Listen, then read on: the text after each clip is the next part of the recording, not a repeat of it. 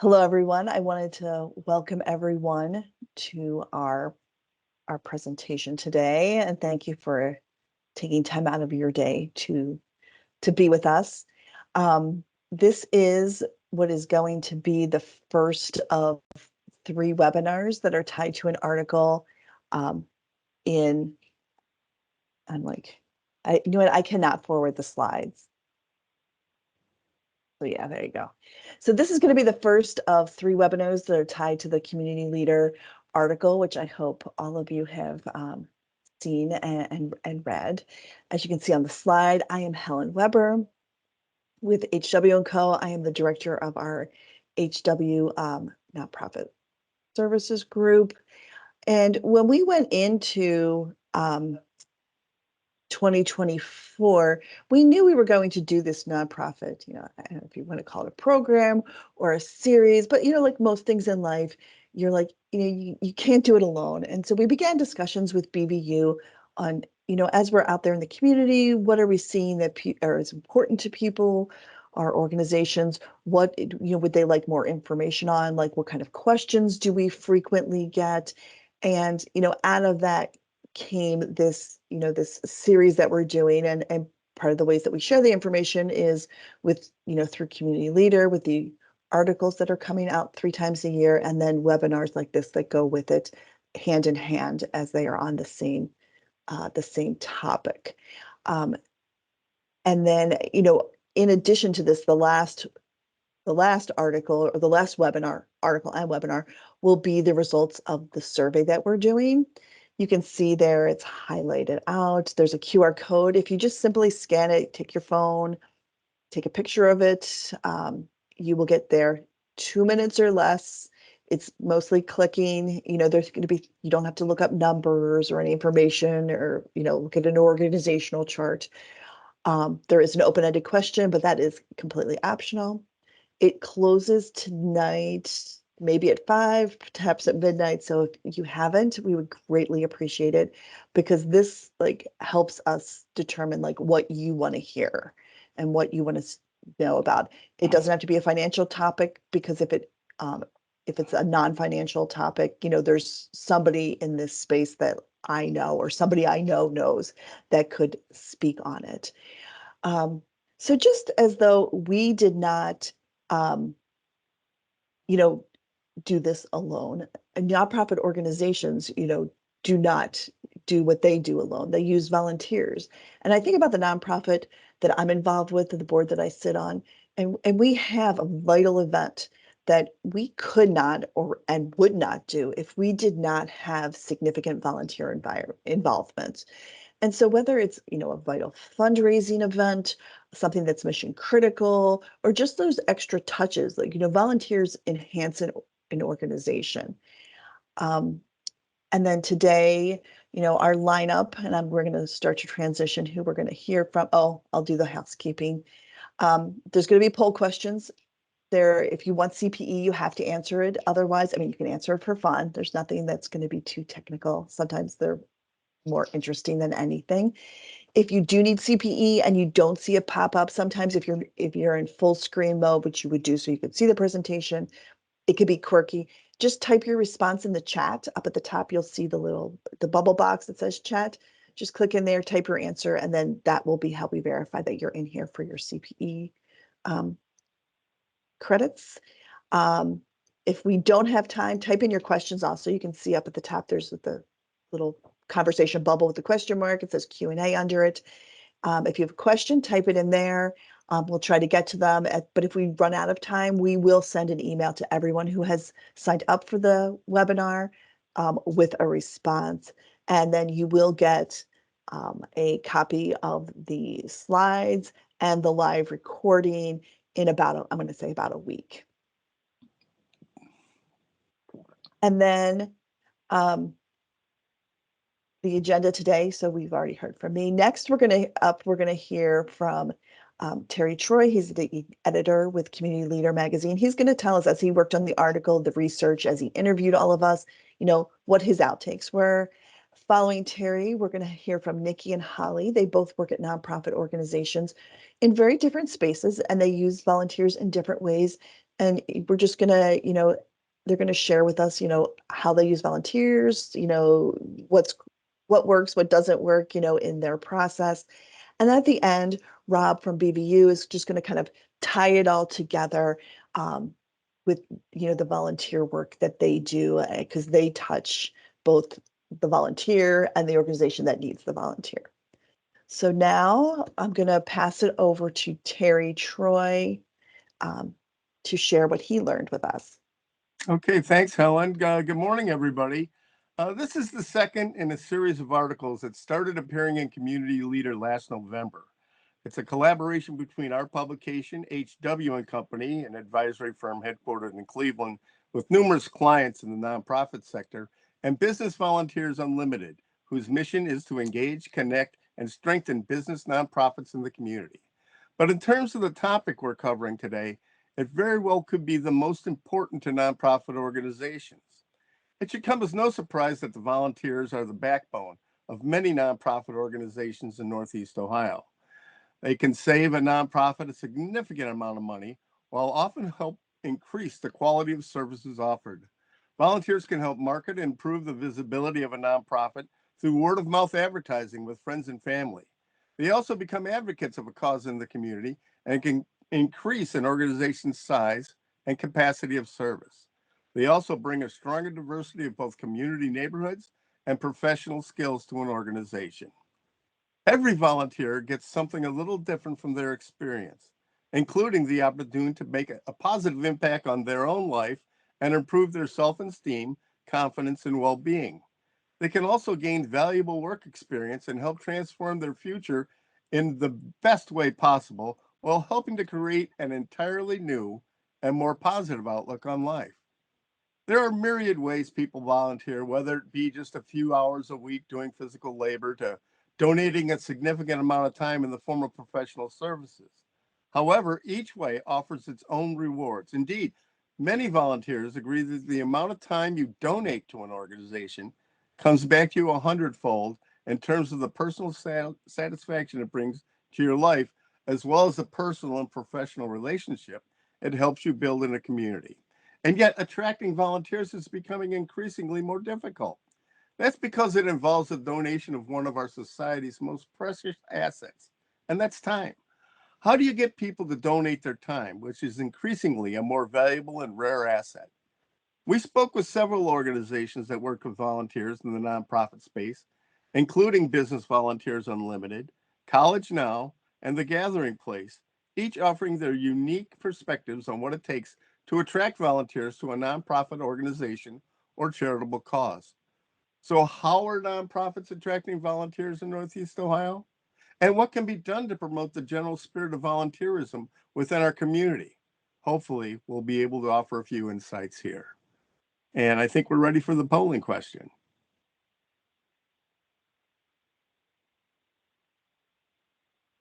So as I mentioned, if you need CPE, please answer the poll question. If not, don't worry about it, or you can participate for fun. I usually do, even though I don't get credit.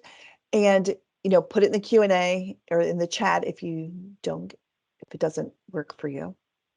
Okay, why do you think volunteers are attracted to your organization or cause? Is it because they identified with or are passionate about our cause? A friend or family member was involved with us, learned about us through local media, or learned about us through fundraising event?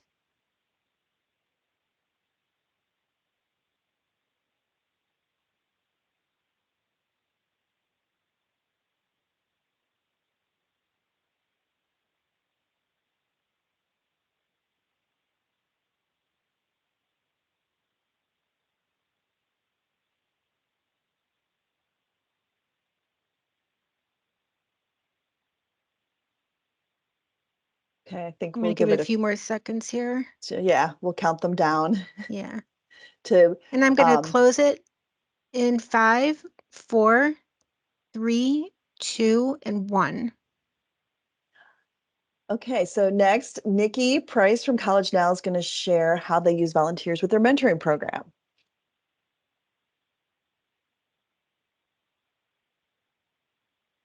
Nicki, you need to unmute yourself. Sorry about that. I remembered to turn on my camera and forgot to take off mute. Can't do everything all at once. Sorry about that. I'm here to represent College Now. Our CEO, Lee Friedman, who was interviewed for the Community Leader magazine article, sends her regrets. Unfortunately, she's unable to join us today, but I'm happy to be here in her place. And oh, there we go. So just a little bit about College Now. I want to give you a little bit of background on what we do and why we do it. And then we're going to talk about our volunteers and how we utilize them in our organization. So College Now Greater Cleveland is the nation's oldest college access organization. We serve over 30,000 traditional and adult learners each year. And since its inception, College Now has awarded more than $88 million in scholarships to traditional students and to adult learners. So College Now was founded in 1967 as Cleveland Scholarship Programs to increase post-secondary attainment in Cleveland. We've retained that focus on the city, but we have widened our footprint across Northeast Ohio. And I do just want to make sure you notice that it's post-secondary attainment. So we do focus quite a bit on college, but across the enterprise, we're also helping clients connect to career training and certification programs. Anything that's going to give them a credential post high school, because that's so important for their own economic success and also for our community. So our vision is rooted in individual success and personal achievement, but it's also a vision for Northern Ohio's future. And we do that in a myriad of ways. We have advisors in over 200 local schools across 6 counties where our advisors help students make a plan. We also have staff that are focused on out-of-school time career exposure opportunities. And then, of course, our financial aid and scholarship staff to help families complete the forms necessary for post-secondary education. That's the FAFSA form, college application forms, and essays as well. And then the mentor program falls under retention services. So the College Now has our own scholarship, and we award 500 of those at least annually. And that's where mentoring comes in, because it takes more than just financial assistance. It also takes social and emotional support, and that's where our volunteer mentors come in.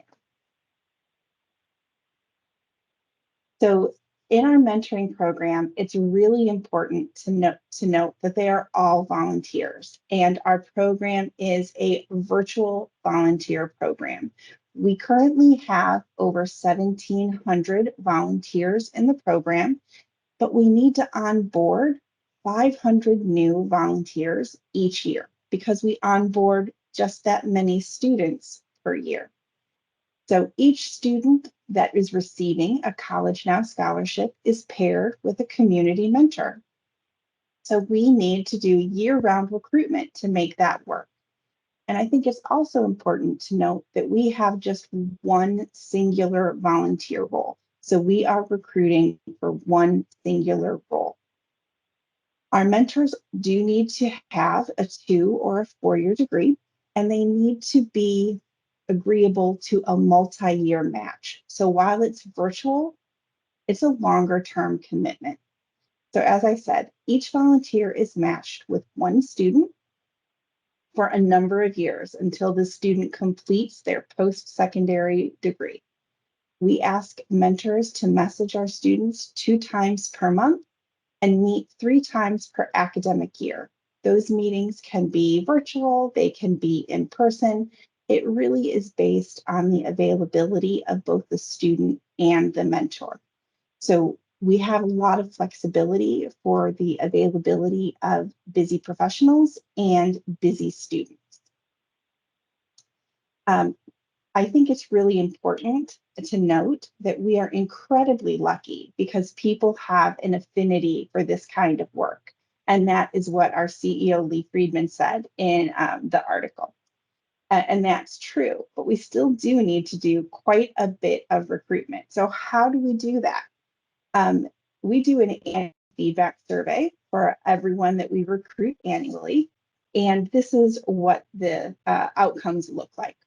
So as you can see, passive recruitment and other are our smallest pieces of the pie. That's social media, radio ads, maybe some articles that are written. That's how folks hear about us. But we also have some really great partnerships with local news organizations. As an example, WKYC3 does a month every year where they focus on us and run news stories weekly. They call it Mentor Monday. And so that is a great outcome for us where we recruit at least 75 people in that program every year. We couldn't do it though without our individual and community partners, which is at 33%. Those are folks who perhaps are current mentors. As was shared earlier by Terry, our current mentors are great representatives for us. They are just the best at sharing what we do, sharing our meaningfulness, and really recruiting new partners in our organization. But by far, the most impactful way that we recruit is by partnering with local employers. Oh, goodness, and it doesn't have the percentage up there. So 46% of our new volunteers come in from hearing about us through their employer, whether that be through employer presentations or communications from their employers. And again, those community partnerships need to be deep and they need to be built strategically. And these are how we do them. So we do information sessions. We do over 100 a year. Whether it's a 5-minute pitch at the beginning of a planned internal meeting or a lunch and learn where we're invited in, we've ensured that our volunteer ask is really nimble and agile. We find affinity groups and ERGs, from local young professional groups to other ERGs and affinity groups that might share lived experience with some of our students. We're able to find connections and really link folks that have the desire to help with programs that allow them to give back to the community. We do a lot of public pitches. Maybe it's a 2-minute opportunity as represented on the slide. Maybe it's tabling at local events. But we just ensure that myself and our team and our mentors can all play a role in these opportunities to just really quickly share what our program is and how others can help. And then, of course, always being ready at networking events. The Northeast Ohio area is robust with both in-person and virtual opportunities. So being ready to do an elevator pitch and really believing in the mission makes it easy. We've also practiced and shared elevator pitches.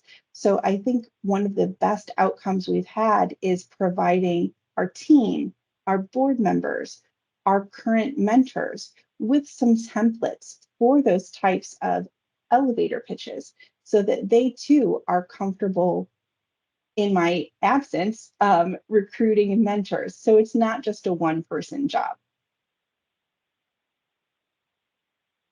We're also leveraging technology in our presentations. So no longer are we passing around a sign-up sheet. We like to use QR codes, just like was used at the beginning of this presentation. We like to use QR codes so that we can collect to connect. So if while you're watching this presentation, you wanted to use your phone and leave your name and email information about the College Now mentoring experience, you actually could do that. And we would reach back out to you. We find that to be really fantastic at meeting multi-generations where they are. We also leverage technology in our orientation. We have moved to an asynchronous orientation video so that applicants can be guided through background information then have a 30-minute phone interview with one of our staff. And then, of course, after they're onboarded and completed all of the background check, the phone interview, and the orientation with us, once they're volunteers, we, of course, have retention programs so that they stay with us. So we have a Mentor of the Year events, continued trainings, social events, so that we can continue to partner with our volunteers and just really remain involved, invested, and carry out the mission together.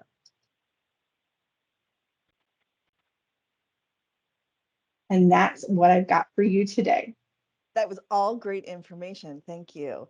So here is the second poll question for College Now that we're going to, how many volunteers does College Now recruit? Oh, this is, we get to, you're going to have to come back on and tell us what the answer is. How many volunteers does College Now recruit for its mentor program? 50, 250, or 500 plus?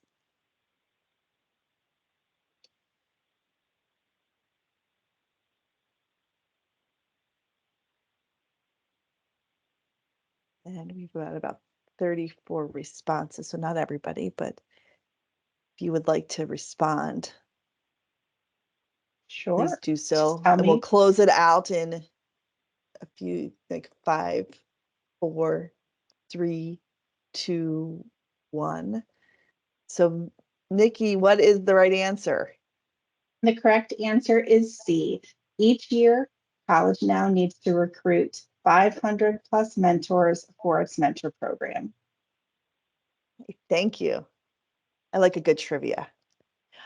So next we're going to have Holly, and Holly's going to talk about how the Gathering Place, which does such wonderful work, uses their volunteers.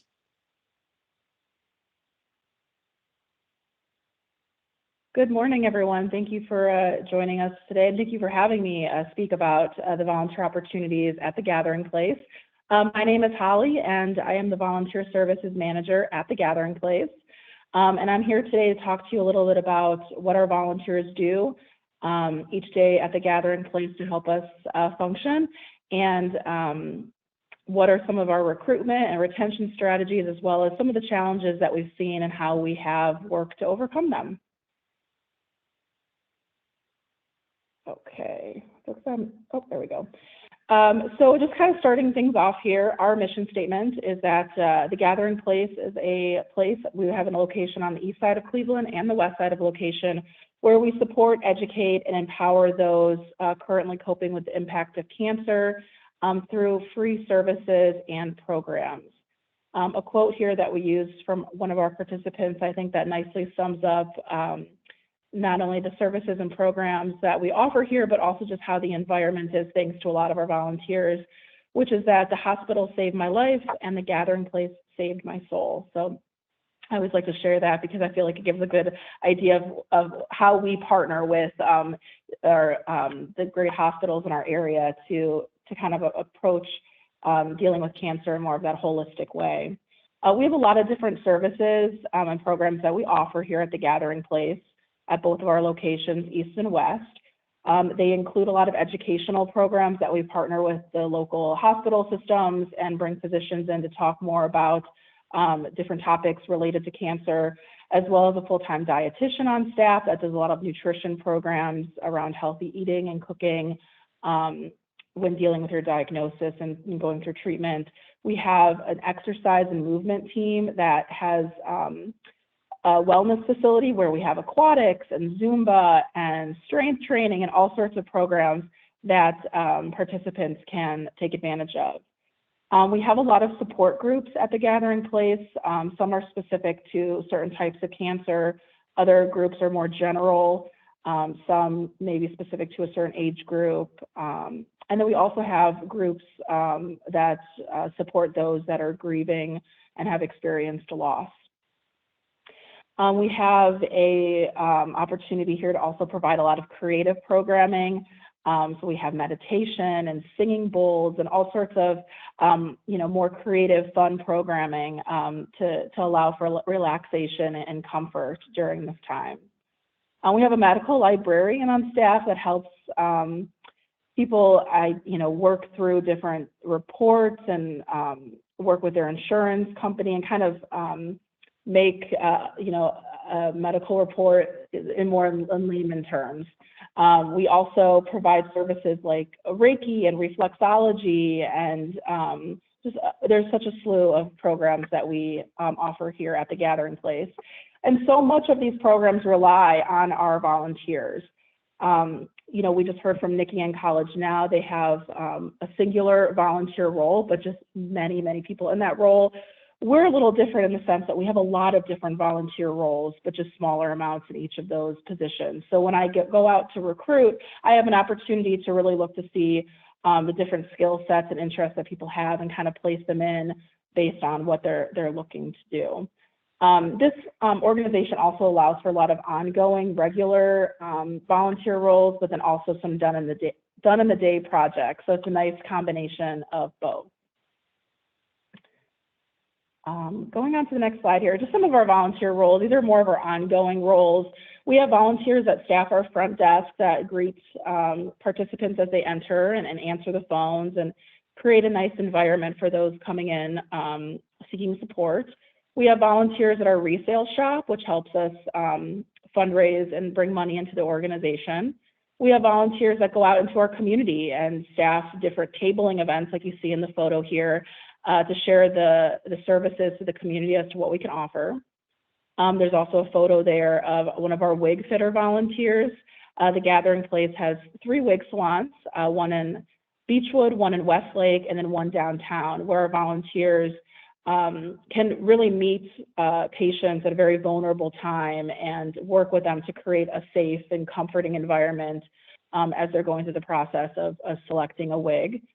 We have volunteers that help with a lot of clerical projects, special events, helping with our children's programming, and garden volunteers like you see in the photo there that help get our garden up and running in the springtime. It's a beautiful place for participants to sit and have some peace and quiet and be with nature. So many of the volunteer roles that you see here are really crucial to the operations of our organization. We are a very small nonprofit, and so without the help of these volunteers, we really couldn't do what we do each day. And not only do they contribute to the function of the organization, but also they really do so much to create a very loving, caring environment here, so that when participants enter the door, they automatically feel at home and just supported and comforted.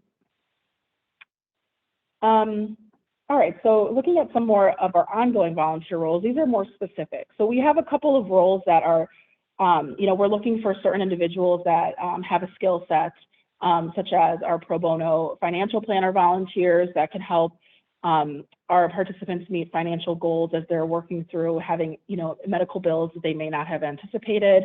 We have pro bono attorneys that volunteer with our organization that can help participants with setting up a will or power of attorney. We have volunteers that are Reiki masters and reflexologists that provide 45-minute sessions to help create, some comforting, relaxing environment for our caregivers and participants to take advantage of. So these are individuals that have, a certain education or certificate in what they do that we are recruiting for. So those are some more of our specific ongoing volunteer roles. And then, like I mentioned earlier, we have some done in a day type of roles. Our Race for the Place is our biggest fundraiser event that's taking place the first weekend in June, where we have over 100 volunteers that help with the execution of the event. We have a lot of other special events that volunteers can help with, as well as maintenance work like cleaning, organizing, painting, and that type of thing to keep our facilities looking, clean and easy to use. All right, so kind of going more into the recruitment of our volunteers, we saw on the poll earlier that a lot of people agreed that, having a connection to the mission or to the organization is a great way to, a lot of people coming with that interest because of that. We have the reality is, everyone has been affected by cancer. Everyone knows someone, and it's unfortunate, but it allows for a lot of people to come to us without us going to them necessarily. So whether they were someone that used to utilize services here or maybe a loved one utilized services here, that is really our biggest recruitment right there. And it sounds like some of the other organizations here, relate.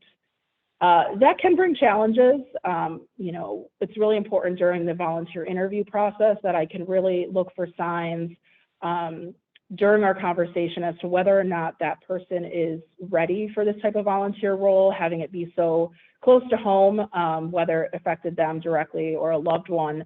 So that's really important in the recruitment process and something we spend a lot of time on because truly, everyone is on their own journey with this, but it is our volunteers are here for our participants and not necessarily for themselves. Our volunteers aren't here to fix any problems, just to support people and be alongside them during their journey. A lot of our recruitment also comes from volunteers telling their friends about the opportunities.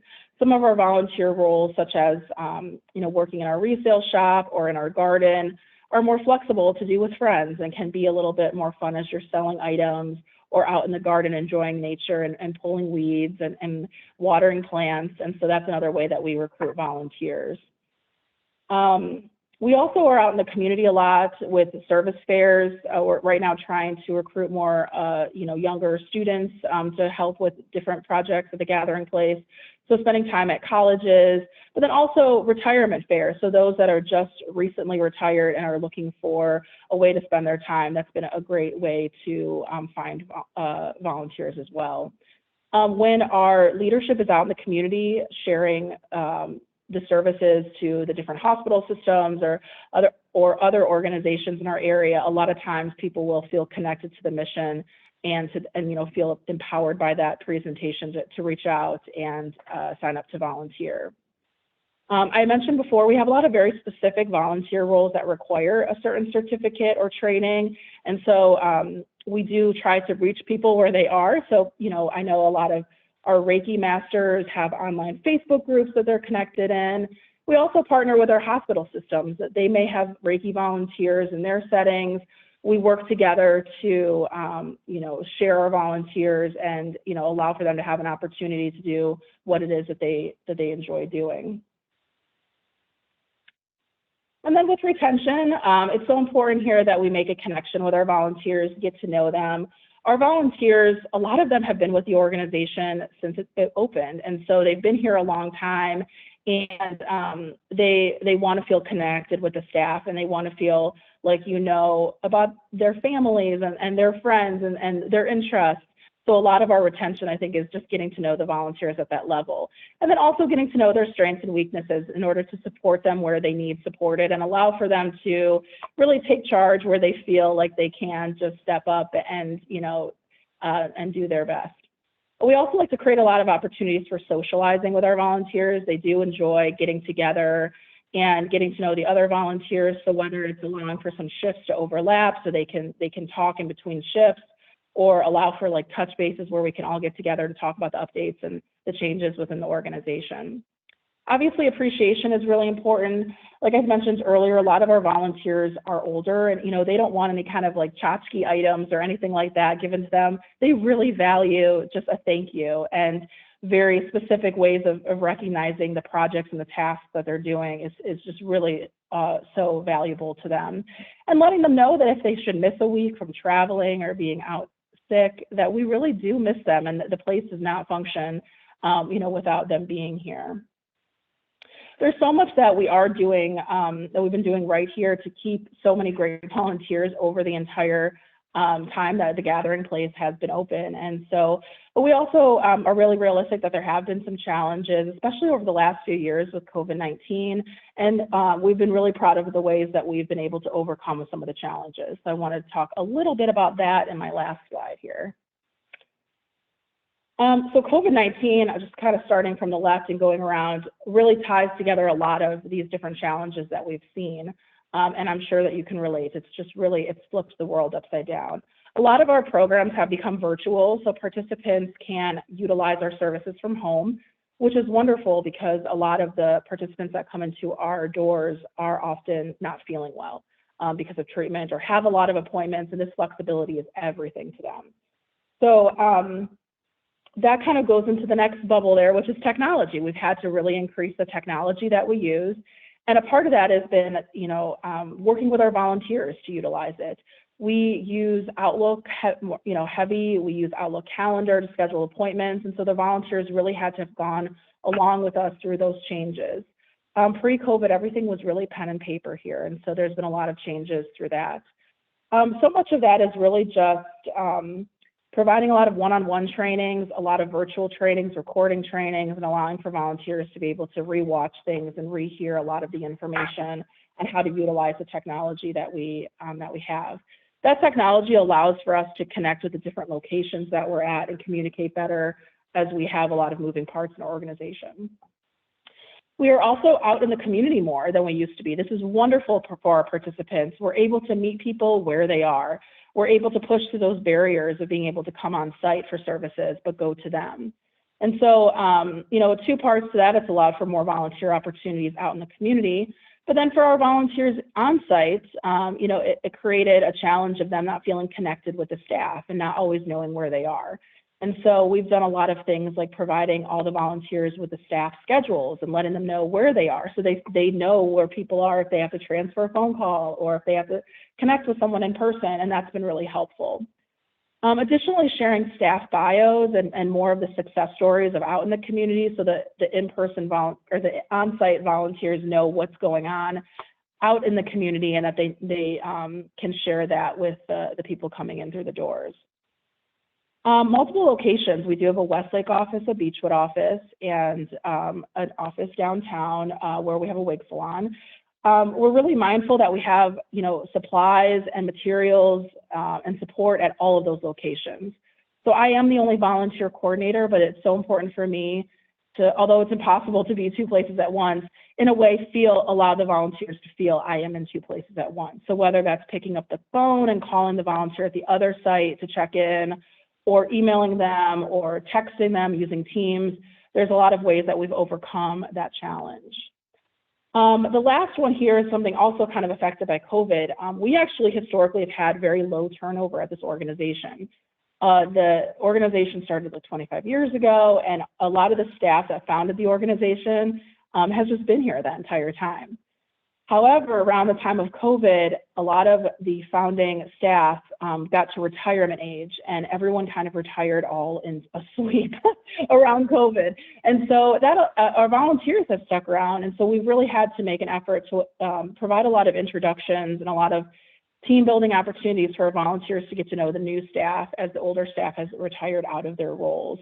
And so again, that's allowing for social opportunities and providing staff schedules and allowing for them to feel like they're getting to know the staff. So with the volunteers' flexibility and adaptability to all these changes, we really have been able to overcome them, and we're really excited about all the things to come in the future here at the Gathering Place and all of the new volunteer roles and services that we're able to offer. And again, we can't do so without the volunteers' help. So, and that's the end of my presentation. And thank you for listening and learning more about the Gathering Place. Thank you, Holly. Excellent. As I was not anticipating anything less. Here's our polling questions. What can be some challenges to volunteer recruitment? Technology, multiple locations, offsite community, or all of the above?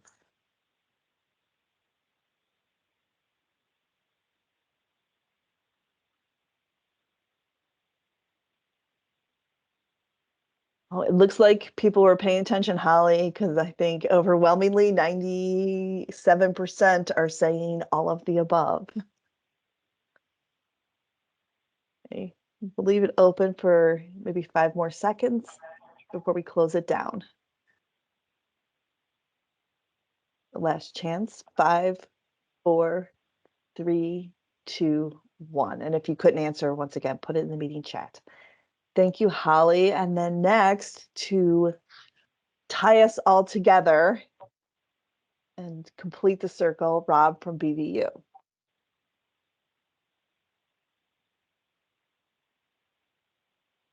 Wonderful. Thanks so much, everybody, for being here. And thank you to Phyllis and Helen and HW&Co for coordinating today's presentation. It's been wonderful to hear from partners like Nicki and Holly, who are a part of our BVU community. So again, thank you to everybody for being here. My name is Rob Zaremsky, and I'm a Director of Business and Community Engagement here with BVU.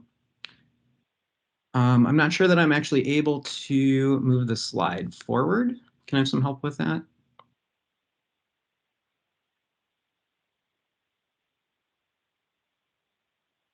Thank you. So the mission of Business Volunteers Unlimited is to engage, connect, and strengthen businesses, nonprofits, and the community. Our vision is a vibrant and inclusive community through business volunteerism, and today we will explain what that means and how we do that. Next slide, please. Thank you. So who we serve, again, businesses, nonprofits, and the community, as we heard from our mission statement. I want you to keep in mind as we go through the presentation today that individuals can overlap. So business members are also community members. Business members also serve on nonprofit boards. Community members also help at nonprofits. So there's lots of overlap in our communities and who we're talking about today. As you see, we serve everyone in a number of different ways. Through businesses, we offer our consulting programs, our Connect programs, as well as our volunteer engagement software. For our nonprofits, we are up to about 30 to 40 events annually to serve and educate our nonprofit audience. We also offer management assistance, consulting services. We also have a great resource center that's online for any nonprofit to visit to find lots of tools, lots of great articles and tips that'll help you in your day-to-day work at your nonprofit. And then lastly, the community. We serve the community through our volunteer center as well as the homeless stand down. We're going to come back and talk about the volunteer center in greater detail in just a few. Next slide, please. Thank you. So again, we have our programs broken up into 3 different buckets, essentially, which are our Connect, Educate, and Consult programs. Next slide, please. Thank you. So on our Connect side, this is more of our direct service volunteering, our skills-based volunteering, and our nonprofit board matching. So this is really getting out there in the community and making a difference. BVU, since 1991, when we were founded, we have matched over 4,000 individuals to board seats here in our community and growing every single day. Next slide, please. So diving a bit deeper into our Volunteer Connect program. So that is where I spend most of my time. So first, we're going to talk about team volunteer projects and how businesses sort of approach the topic and what they're looking to do when they're going out and serving with our nonprofit partners. So many businesses, as we just heard from Holly, also, we're facing a lot of challenges throughout COVID, and many businesses are still in a hybrid work situation. Some are still fully remote. So one of the great takeaways from team volunteer projects for businesses is creating team and culture building. This is their opportunity for folks who are, not really together, not really in the office, to get out, to volunteer, to be together. Oftentimes businesses like to pair this with a lunch, with a happy hour, really just like to get out and be together, again, because so many folks are working remotely or hybrid. Also visibility in the community. So if you have sponsorship opportunities, businesses love to get their name out there, love to get their logo out there. This is a really, really great opportunity for them to do so. Again, working collaboratively while breaking down silos. So again, for folks who are, working remotely, this is that chance for them to get out there, to interact with their colleagues, to learn new skills, and to make a difference, all while doing it together. Next slide, please. And then on the nonprofit side, so of course, nonprofits really, really rely on the support of volunteers, as we've heard all morning. So this is really your chance to show off everything that you do. This is your captive audience to say, this is our mission. This is the way that you can help. This is your chance to really educate those volunteers and raise the visibility and awareness for your organization. Take advantage of that audience. Tell them how they can continue supporting you after their team volunteer project. Encourage the volunteers to sign up for your newsletter and to follow you on social media. It's a great way to keep them in the loop, in the know with what's going on at your organization, and it allows them to continue helping and supporting not only that day where their business wanted them to come out and help, but they can keep doing it all on their own. It creates that pipeline for individual donors and for volunteers. So again, if you're coming out with a business, there's 20 of you, there's a really great opportunity there to, educate everybody about what's going on with your organization and allow them to come back and volunteer as an individual, or they might want to come back with their business again. They might want to bring their family. So it's just a really great opportunity to sort of open the door and show off everything that you can do at your organization. And then lastly, what can volunteers do for you? So I think Holly and Nicki did a really great job explaining the ways that they utilize volunteers at their organizations. But think about things at your organization that maybe a volunteer can do instead of you. So can a volunteer answer the phones for you? Can a volunteer work on a mailing for you? Is there other administrative work that really takes up a big chunk of your day where maybe a volunteer can come in and help with that and free up your time to do the things that really only you can do? Volunteers can come in and help to solicit donations. They can help to fundraise for you. They can really be one of your best advocates once they come in and they feel comfortable with your organization. Next slide, please. Thank you. So just a couple of items I want to touch on in the recruitment and management space here. So the volunteer descriptions need to be very, very specific. I think, again, Nicki and Holly did a wonderful job today explaining everything that their organizations offer and in great detail. So, part of this is just making volunteers feel comfortable. If they haven't volunteered with you before, it might be a little bit, anxious or just uncomfortable to show up for the first time if they don't know where to park, if they don't know how to enter. So please, make sure you're making them as comfortable as possible. Earlier this week, actually, we just got an opportunity that was added to our volunteer center that said, we need volunteers to sort and count donations, but it didn't say what kind of donations or who they're going to or what the impact might be. So as much as you can, continue to bring your volunteers in, share as much information with them as possible so that way they know why they're helping and who they're helping. They'll be, much more, likely to come back, to keep helping, and to make sure that the project that they're doing that day is going to be the best that it possibly can be when they know the end user or end result for what they're doing. For accessibility, make sure that you're letting your volunteers know if it's something that they can do seated or standing. Again, when you're creating your volunteer descriptions and your volunteer positions, the more information that you can provide, the better. And again, just over communicate. There's, just so much going on in everybody's life. We're all competing for eyeballs and attention. There's emails, there's dings, there's everything that's happening. So it's really, really important to over communicate. Even if you feel like you are saying something too many times, there's going to be a person who hears it for the first time when you say it the 10th time. So please just keep communicating with them and making sure that it is very clear and understandable for your volunteers. Also, make it fun. So part of volunteering, as we've heard, is, getting out, meeting new people. In the case of a business group, you're out with your colleagues. Make it fun. So BVU just celebrated our 30th anniversary last year. We did so with a volunteer event called Serve and Celebrate. We packed over 35,000 meals for individuals in our community that went to 13 different organizations.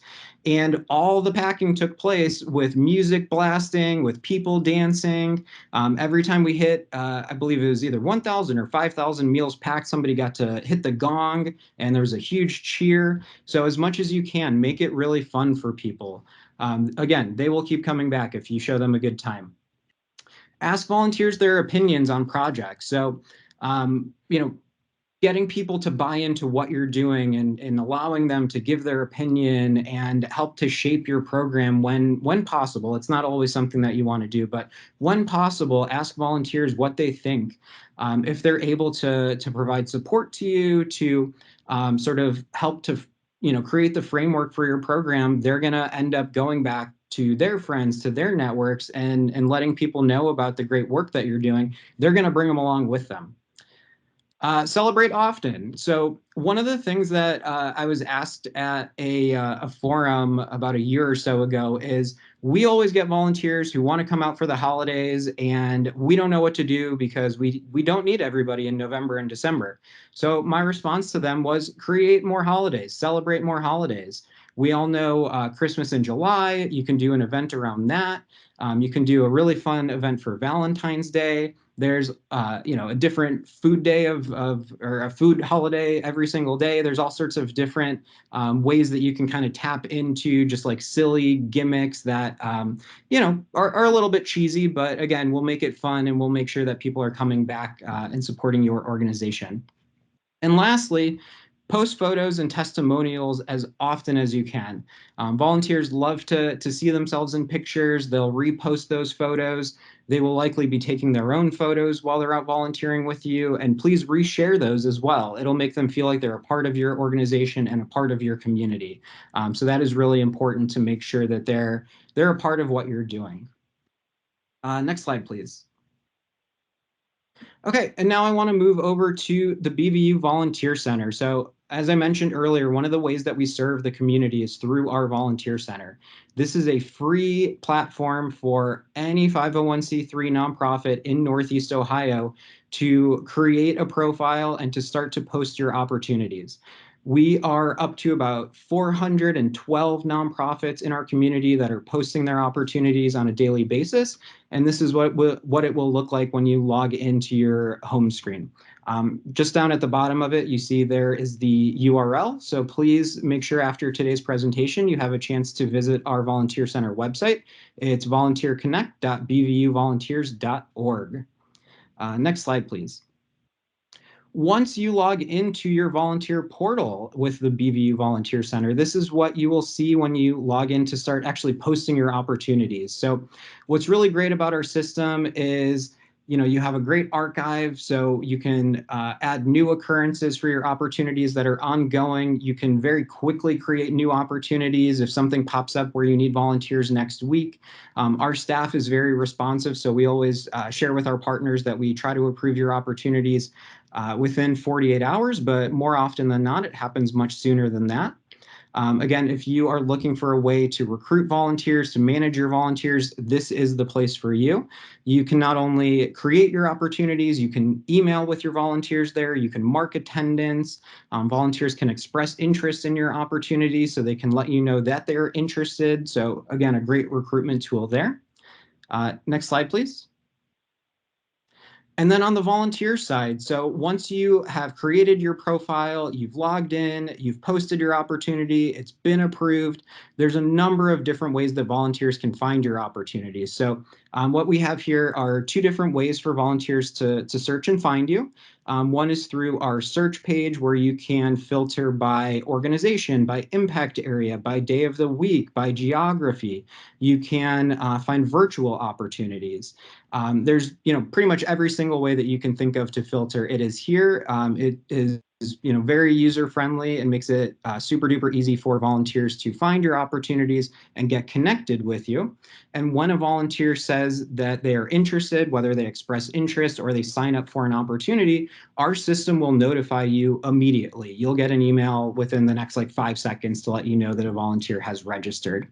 In addition to the search on the left-hand side here, we also have our calendar. So if volunteers are looking for date and time specific opportunities, this is the best way for them to find those. There are opportunities every day of the week for every type of impact area that you can possibly think of. So again, would really encourage you, if you have not yet, to visit our volunteer center to just kind of poke around and see what's there. Next slide, please. And then just want to kind of wrap up by saying we would love to have you join our network. Here are some quick stats that we've put together for the 30 years of BVU. We have made such a great impact here, and we'd love to have you be a part of that. Next slide, please. And again, it's a huge, huge impact. This is what volunteers do for our community. So again, please take the time to visit us, reach out, ask questions. We're here to help you. So we'd love to have you be a part of our BVU network. And yeah, please reach out. Next slide, please. Thank you. All right, so I think we have our last polling question.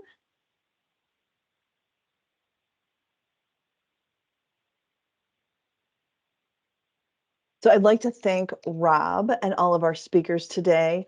Oh, look at this, like the poll is almost 50. Oh no, it's more people are coming in. It was music and recognition, but recognition, 44%, 40%. And then the other three are pretty much tied. So it's interesting. And I think it goes back to, I don't know, I think it was Holly. Who was it Holly who said, you know, most of your volunteers are just looking for recognition. They don't want another tchotchke. That's very true. So I want to thank all of our speakers for giving their time and talent to us this morning. I also want to thank BVU, who collaborated with us and helped us kind of frame up, you know, what this article and session would look like. The QR code is at the bottom of your screen. The survey, there was a glitch. We have it fixed now, so you will be able to, if you take a picture of it, respond to the survey or complete the survey. Everybody, if you so choose at the end, if you put in your name and I think email for contact purposes, you will be in a drawing, which will happen most likely tomorrow because the survey is closing at midnight. But like, why not do the survey now while it's on your screen and we get distracted? But the drawing, there will be a $250.